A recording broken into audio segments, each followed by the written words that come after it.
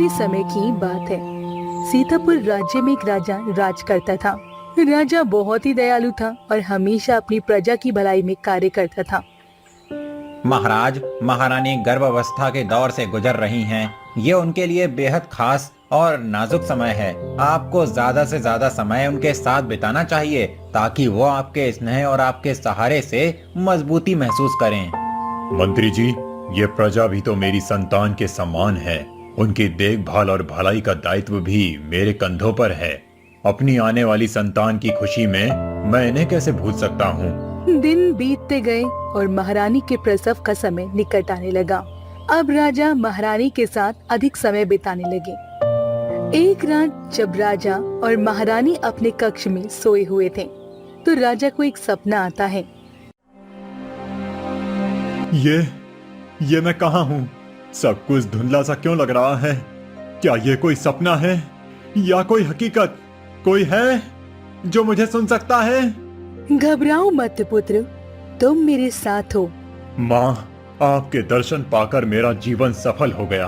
आज ऐसा लग रहा है मानो सारा संसार मुझे प्राप्त हो गया हो। पुत्र, तुम्हारे द्वारा की गई प्रजा की सेवा से मैं अत्यंत प्रसन्न हूँ। तुमने प्रजा को अपनी संतान के रूप में सम्मान दिया है, इसलिए मैं तुम्हारे घर में जल्दी तुम्हारी संतान के रूप में जन्म लेने वाली हूँ। माँ, ये सुनकर मेरा हृदय प्रसन्नता से भर गया है। लेकिन महाराज, क्योंकि आपकी संतान मेरा ही स्वरूप है, इसलिए बुरी शक्तियाँ इसका लाभ उठाने की कोशिश कर सकती हैं। तुम अपनी संतान की अच्छे से रक्षा करना। ये कहकर देवी गायब हो जाती हैं। सुबह राजा महारानी को रात वाले सपने के बारे में सब कुछ बता देते हैं।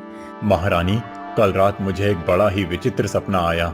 उस सपने में हमारी कुल देवी ने मुझे साक्षात दर्शन दिए। उन्होंने मुझे आशीर्वाद दिया और कहा कि मैं जल्द ही आपकी संतान के रूप में जन्म लूंगी। ये सपना मेरे लिए अत्यंत आभारी और अद्भुत था। महाराज, ये तो आपने बड़ी शुभ बात बताई।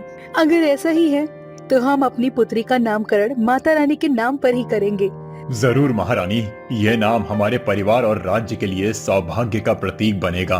माता रानी की कृपा हमेशा हम पर बनी रहेगी। इस नाम के साथ हमारे घर में सुख समृद्धि और शांति आएगी और हम हमेशा माता रानी के आशीर्वाद से सुरक्षित रहेंगे। समय बीतता गया और महारानी के प्रसव का समय आ गया। आप चिंता न करें महाराज, हमारी कुल देवी की कृपा से सब कुछ ठीक होगा। इस समय की थोड़ी सी ही प्रतीक्षा है और कुछ ही पलों में आप पिता बन जाएंगे। इस आशीर्वाद के बाद घर में न केवल एक नया जीवन आएगा, बल्कि ये हमारे कुल की नई शक्ति का प्रतीक होगा। इतने में दाई माँ बाहर आती हैं। महाराज, आपको 4 पुत्रियों की प्राप्ति हुई है। ये सुनकर महाराज बहुत खुश होते हैं। माता रानी, आप आ गईं। आपके आगमन से मैं धन्य हो गया हूँ। माँ, आपकी कृपा से मेरा जीवन रोशन हो गया है। लेकिन महाराज। लेकिन क्या दाई माँ, बताइए, सब ठीक तो है ना? हमारी महारानी ठीक है ना? हम बहुत चिंतित हैं। कृपया हमें निश्चिंत करें। उनकी स्थिति हमें चिंता में डाल रही है। हमें आपके अनुभव और ज्ञान पर पूरा विश्वास है।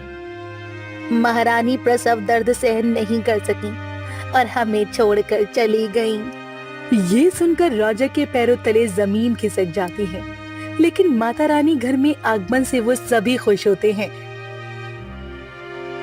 कुछ दिनों के बाद राजा ने नामकरण समारोह का आयोजन किया। हमारी पुत्रियां स्वाति नक्षत्र में पैदा हुई हैं। ये माता रानी का आशीर्वाद है और इसी आशीर्वाद से उनके जीवन में सुख और समृद्धि आएगी। इसीलिए अपनी महारानी की अंतिम इच्छा के अनुसार मैं इनका नाम माता रानी के नाम पर रखूंगा। मेरी बड़ी बेटी का नाम होगा राजलक्ष्मी, मेरी दूसरी बेटी का नाम होगा राजगौरी, तीसरी बेटी का नाम राजदुर्गा और मेरी छोटी बेटी का नाम राजवैष्णवी। इन नामों में माता रानी का आशीर्वाद हमेशा हमारे साथ रहेगा। राजकुमारियों के जन्म से प्रजा में खुशी की लहर दौड़ पड़ी। इधर महाराज अपनी प्रजा का पालन पोषण करते, वहीं दूसरी ओर अपनी पुत्रियों को बिना माँ के पालते। समय बीतता गया, सभी राजकुमारियाँ बड़ी हो गईं। राजकुमारियाँ सुंदर होने के साथ साथ बहुत बुद्धिमान भी थीं। कल तक तुम सब छोटी छोटी थीं और आज देखो सभी विवाह योग्य हो गई हो। तुम्हारी परवरिश और शिक्षा ने ना तुम्हें केवल सुंदर बल्कि समझदार और योग्य भी बना दिया है। अब तुम्हारे लिए हमें राजकुमारों को खोजना होगा जो तुम्हारे गुणों के योग्य हों और तुम्हारे साथ एक खुशहाल जीवन बिता सकें।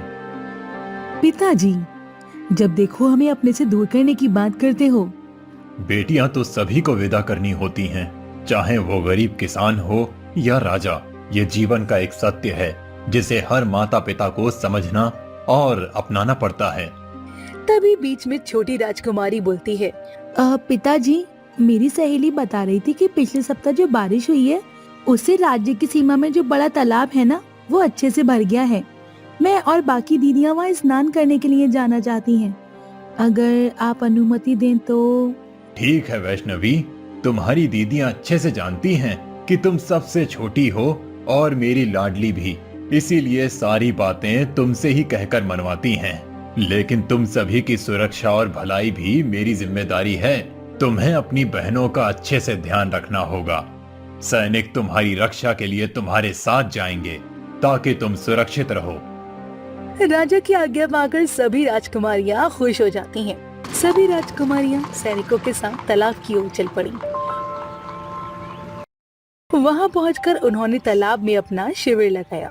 चारों बहनें तालाब में स्नान करने लगी। राजलक्ष्मी दीदी, पिताजी हमारे लिए राजकुमार ढूंढने की बात कर रहे हैं। बताइए आपको कैसा राजकुमार चाहिए? वैष्णवी, हम तुमसे पूरे 1 मिनट बड़े हैं। क्या तुम्हें जरा भी लज्जा नहीं आती ऐसी बातें करते हुए? इसी तरह सभी राजकुमारियां एक दूसरे से हंसी ठिठोली में बातें करती हैं। दूसरी ओर एक दृष्ट तांत्रिक पुष्पापति सीतापुर राज्य की सीमा में प्रवेश करता है और उसे हंसी की आवाज आती है। मैं जहाँ होता हूँ वहाँ तो लोग अक्सर रोते हैं, दुख में डूबे रहते हैं। फिर ये हंसी की आवाज कैसे सुन रहा हूँ? क्या ये मेरा भ्रम है या कोई सचमुच इतनी खुशी से हंस रहा है? शायद ये जगह अलग है, शायद आज कुछ खास हुआ है। तांत्रिक तालाब की दिशा में आगे बढ़ता है। तालाब से दूर खड़ा तांत्रिक सुंदर राजकुमारियों को देखकर मोहित हो जाता है। सुंदरता, इतनी सुंदरता, अपने जीवन में मैंने एक साथ इतनी अद्भुत सुंदरता कभी नहीं देखी। ऐसा लगता है मानो स्वर्ग से अप्सराएं पृथ्वी पर उतर आई हों। आखिर ये सुंदर स्त्रियां कौन हो सकती हैं? इनकी मुस्कान में ऐसा जादू है जो मन को शांति और हृदय को खुशी से भर देता है। क्या ये किसी राजघराने की कन्याएं हैं या कोई दिव्य वरदान? तांत्रिक आंखें बंद करके अपनी काली शक्तियों से पता लगाता है कि ये सभी कन्याएं राजकन्याएं हैं। साथ ही इनका जन्म खास देवी माँ की स्वाति नक्षत्र में हुआ है। ओह, तो ये सब राजकन्याएं हैं और साथ ही इनका जन्म खास देवी माँ के स्वाति नक्षत्र में हुआ है। अगर मैं इनमें से 3 कन्याओं की बलि अपने अघोरी महाराज को चढ़ाऊं तो उनकी तांत्रिक शक्तियों से मैं दुनिया का सबसे शक्तिशाली तांत्रिक बन जाऊंगा। और जो एक कन्या बचेगी उससे विवाह कर मैं पूरे जीवन सुख और ऐश्वर्य का आनंद भोगूंगा। ये योजना मेरी शक्ति और सुख दोनों का द्वार खोल सकती है। अब बस सही समय का इंतजार करना है। दूसरी ओर राजकन्याएं नहीं जानती थीं कि पशुपति की बुरी दृष्टि उन पर पड़ चुकी है। वो स्नान के बाद खुशी खुशी महल की ओर चल देते हैं। तांत्रिक अपनी काली विद्या से राजकुमारी को वशीभूत करना शुरू कर देता है। ओम भट्ट सोहा, ओम भट्ट सोहा। राजदुर्गा तांत्रिक के वशीभूत होकर अपने कक्ष से बाहर आती है और महल के बाहर घने जंगल में हो जाती है। थोड़ी ही देर में तांत्रिक के सामने खड़ी हो जाती है। आ गई तू, मैं तेरा ही इंतजार कर रहा था। अब और समय बर्बाद मत कर, मोमबत्ती जला और बलि देवी पर जाकर लेट जा। ये तेरा भाग्य है और इससे बचने का कोई उपाय नहीं। जल्दी कर, क्योंकि अनुष्ठान का समय निकला जा रहा है। वशीभूत राजदुर्गा बलिवेदी पर लेट जाती हैं। शैतान तांत्रिक अपनी काली शक्तियों से राजकुमारी के शरीर से उसकी आत्मा निकाल लेता है और उसे अपने अघोर देव को चढ़ाने के रूप में अर्पित कर देता है। स्वीकार कर, हे मेरे अघोर देव, इस नेक दिल आत्मा की बलि स्वीकार कर। बस 2 बलि और, उसके बाद ये पूरा राज्य मेरे कदमों में होगा। मैं इस राज्य का अकेला शासक बन जाऊंगा। कोई भी मेरी शक्ति को चुनौती नहीं दे पाएगा।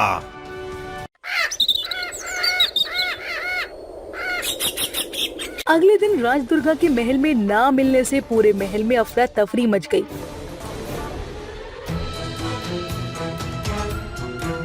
मंत्री जी, राज्य का कोना कोना छान मारिए। हर गली, हर जंगल, हर पहाड़, कहीं भी छूट ना जाए। हमारे कलेजे के टुकड़े को ढूंढ निकालिए और हमारी बेटी को सही सलामत हमारे पास ले आइए। जब तक वो वापस नहीं आती, हमारा दिल बेचैन रहेगा। हमें आपसे पूरी उम्मीद है। राजदुर्गा के गायब होने के बाद राजा ने महल में सैनिकों के लिए तैनाती बढ़ा दी। ऐसे ही फिर वापस से वही काली महावस की रात आती है, जिसमें पशुपति को अपनी दूसरी बलि देनी थी। ओम भट सोहा, ओम भट सोहा। तांत्रिक के वशीभूत होकर राजगौरी जागती हैं।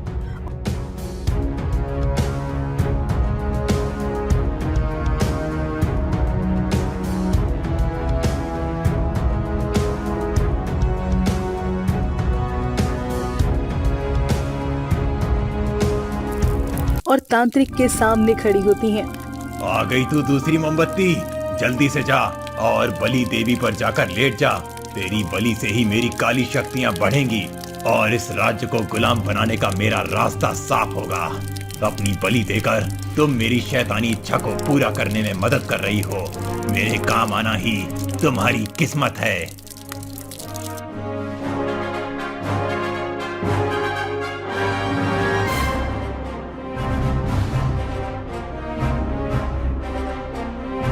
ले ले अघोर देव, इस राजकुमारी की आत्मा को अपनी दुनिया में ले ले। अगली सुबह पूरे गांव में राजकुमारियों के गायब होने की खबर फैल जाती है। हे भगवान, हमारे राजा की मदद करो। उन्होंने कभी किसी का बुरा नहीं किया। उनके बच्चों की रक्षा करो भगवान। महल में महाराज के आंसू रुकने का नाम नहीं ले रहे थे। महाराज, समझ नहीं आता कैसे कहें। कल राजदुर्गा और आज राजगौरी गायब हो गई हैं। उनका कहीं कोई पता नहीं चल रहा है और अब ये नए संकट का समाचार मिला है। अभी अभी हमें ये भी जानकारी मिली है कि कालिंग राज्य ने हमारे राज्य पर हमला कर दिया है। स्थिति बहुत गंभीर है महाराज। हमारी सुरक्षा और इस हमले से निपटने के लिए हमें जल्दी ही कोई कदम उठाना होगा। मंत्री जी, युद्ध की तैयारी कीजिए। हम अपनी संतान के गम में हो सकते हैं, लेकिन अपनी प्रजा को किसी भी हालत में खतरे में नहीं डाल सकते। चाहे कितनी भी मुश्किलें क्यों ना आए, इस आक्रमण का मुकाबला करना हमारी पहली प्राथमिकता है। हम किसी भी बाहरी ताकत को हमारे राज्य में घुसने नहीं देंगे। जी महाराज, जैसी आपकी आज्ञा। आपके आदेश के अनुसार हम पूरी ताकत से राज्य की रक्षा करेंगे।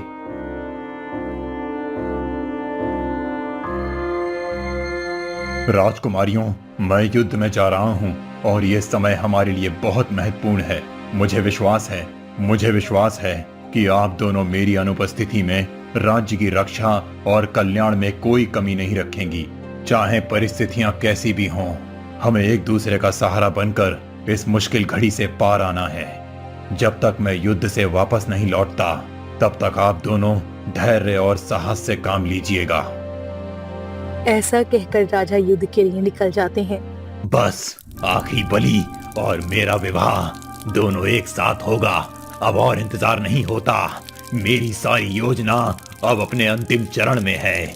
एक बार ये बलि पूरी हो जाए तो मेरी शक्ति और प्रभुत्व में कोई कमी नहीं रहेगी। इसके बाद वो राज्य कन्या मेरी होगी और हम दोनों एक साथ अपने साम्राज्य का विस्तार करेंगे। अब ये सब सिर्फ एक कदम दूर है।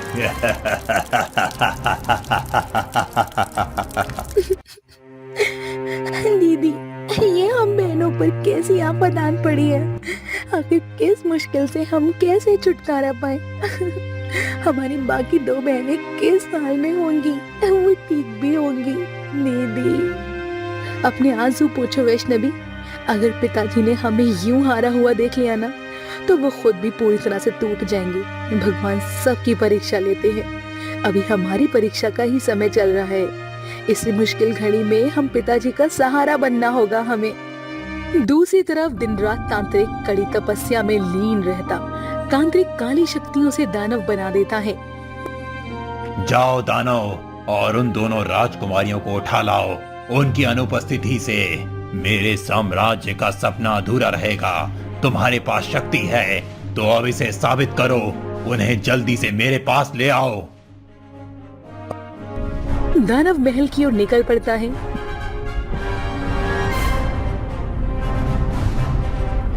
दानव को देखकर दोनों राजकन्याएं डर जाती हैं और दानव अपने साथ राजकुमारियों को पकड़कर ले जाता है। सभी सैनिक दानव को देखकर हैरान रह जाते हैं। दानव राजकुमारियों के साथ ऊंचा और ऊंचा उड़ता जाता है।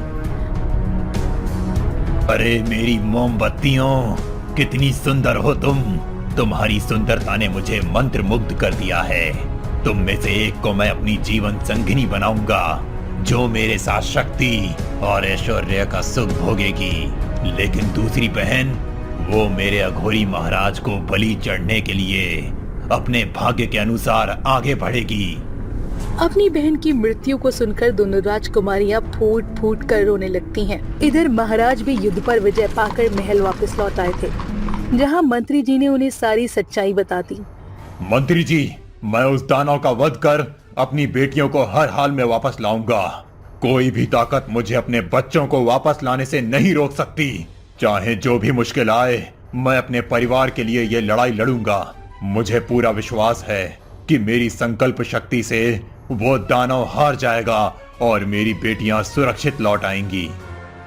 महाराज, जोश से नहीं, ये वक्त होश से काम लेने का है। हम साधारण मानव आखिर कैसे उस विशाल दानव का सामना करेंगे? आप मेरी बात मानिए और हमारे कुल मंदिर के पुजारी से इसका समाधान मांगिए। वो धर्म और तंत्र से जुड़ा है और उसकी मदद से हमें उस दानव के खिलाफ सही उपाय मिल सकते हैं। तंत्र मंत्र और देवताओं के आशीर्वाद से हम उसे हराने में सक्षम हो सकते हैं। बस हमें अपना कदम सोच समझकर उठाना होगा। राजा को मंत्री की बात सही लगती है और वे तुरंत राज पुरोहित से समाधान मांगने के लिए कुल मंदिर चले जाते हैं।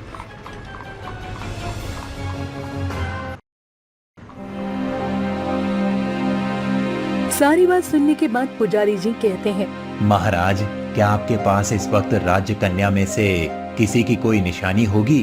वो कोई वस्तु, आभूषण या कोई ऐसा चिन्ह है जो राजकन्या से जुड़ा हो? जिस पर राजा राजकुमारी वैष्णवी का अपने हाथों से बनाया हार राज पुरोहित कर देते हैं। जैसे ही राज पुरोहित हार को हाथ लगा अपनी सिद्धियों से राजकुमारियों का पता लगाते हैं।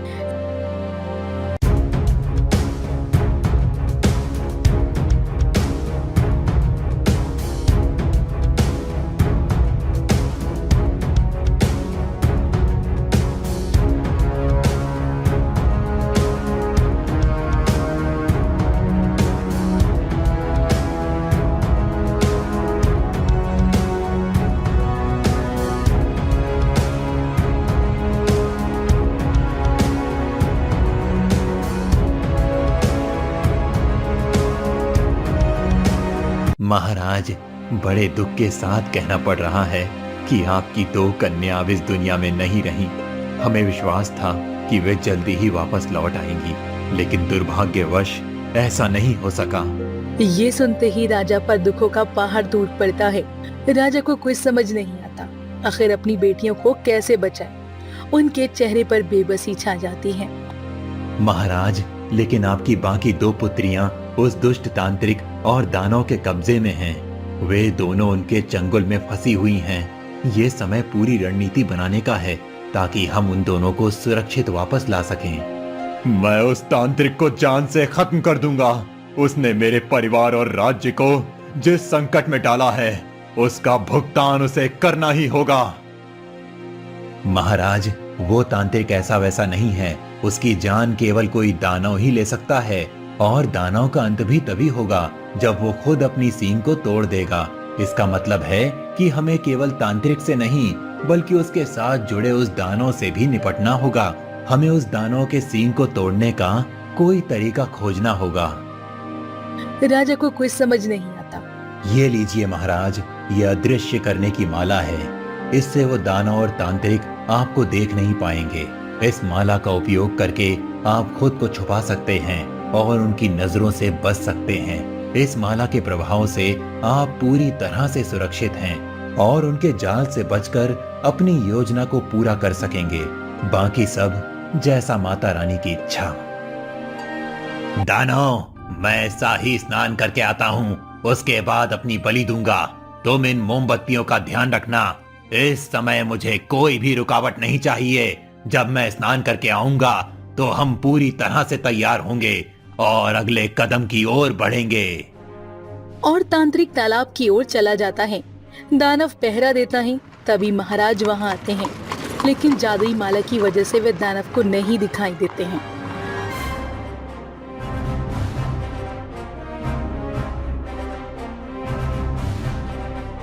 अपनी पुत्रियों को पिंजरे में देखकर राजा अपनी जादुई माला उतार देते हैं, जिससे राजकुमारियां अपने पिता को देख पाती हैं। अपने पिता को देखकर दोनों राजकुमारियों की आंखें भर आती हैं। पिताजी, इन दुष्टों ने हमारी बहनों को मार डाला। मुझे सब पता चल चुका है, अब तुम मेरी बात ध्यान से सुनो। राजा राजपुरोहित की बताई सारी बात राजकुमारियों को बताता है। पिताजी, आगे का काम आप हम पर छोड़ दीजिए। आप उस चट्टान के पीछे जाके छिप जाइए। राजलक्ष्मी राजकुमारी वैष्णो देवी को सारी योजना समझाती है। बाहर खड़े दानव को अचानक लड़ने की आवाज आती है। मैंने कहा था ना, तुम उस तांत्रिक से शादी कर लो। मैं तो इस दानव से शादी करूंगी। नहीं नहीं, मैं तो इस दानव को देखते ही प्यार हो गया था मुझे। अपने लिए दोनों राजकुमारियों को लड़ते देख दानव को बहुत खुशी होती है। लड़ो नहीं राजकुमारियों, मैं तुम दोनों से विवाह करने को तैयार हूँ।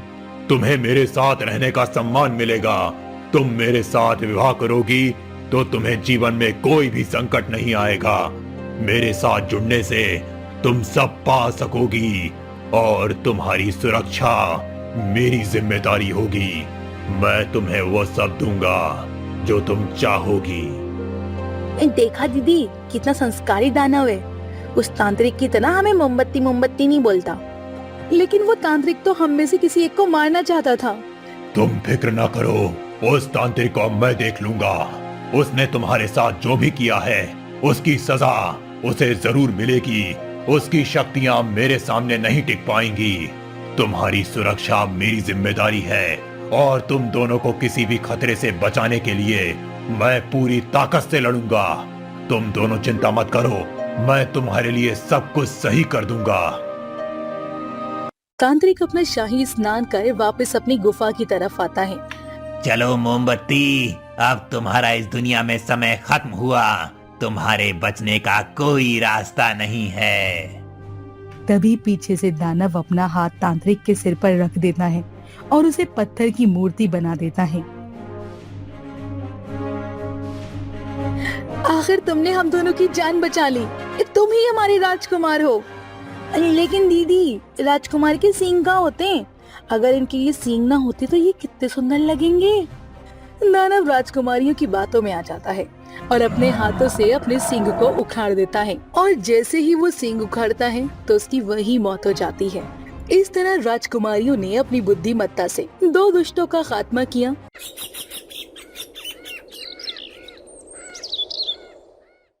बहुत समय पहले की बात है।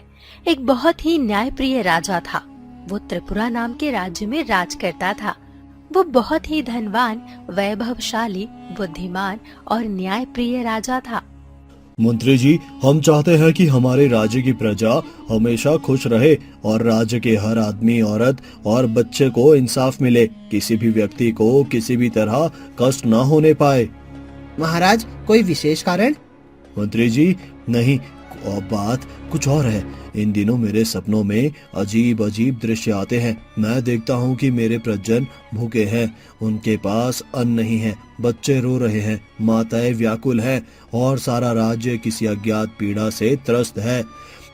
रात को नींद नहीं आती, हृदय बोझिल रहता है।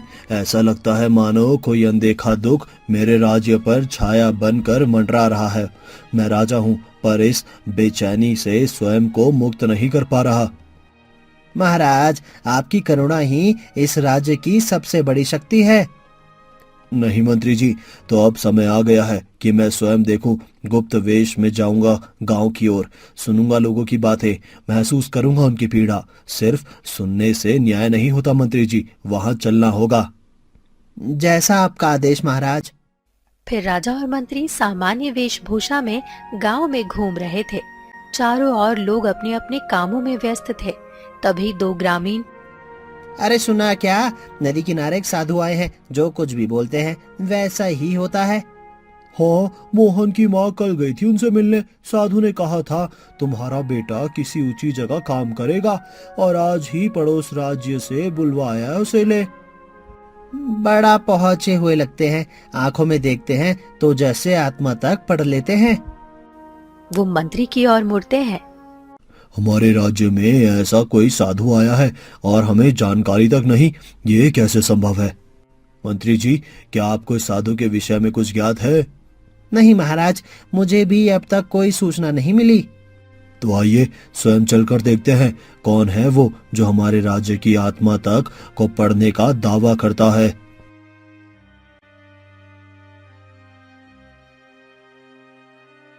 वहीं दूसरी ओर नदी किनारे एक विशाल पीपल के पेड़ के नीचे एक साधु ध्यान अवस्था मुद्रा में बैठे थे।